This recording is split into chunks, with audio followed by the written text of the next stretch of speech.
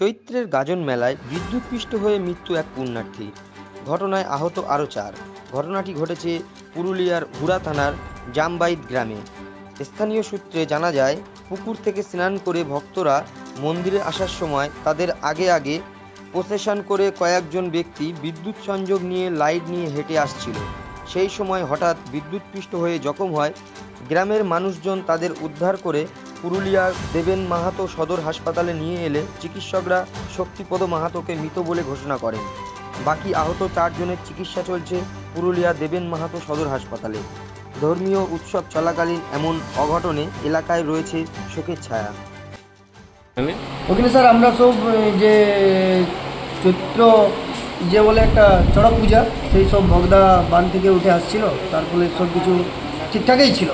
শেষ পর্যন্ত হঠাৎ কি জেনারেটারের প্রবলেম হয়, কি শর্ট সার্কিট হয়ে এই অবস্থাটিতে পরিণত। কজন আহত হয়েছে? এখন তো আপাতত 5 জনকে আমরা নিয়ে আসছি এখানে হসপিটাল পর্যন্ত পৌঁছাতে পারিছি। আবার এখন তার ওখানে তো নাই, সেই জন্য পরিস্থিতি তার বলতে পারছি না কী অবস্থায় আছে না আছে।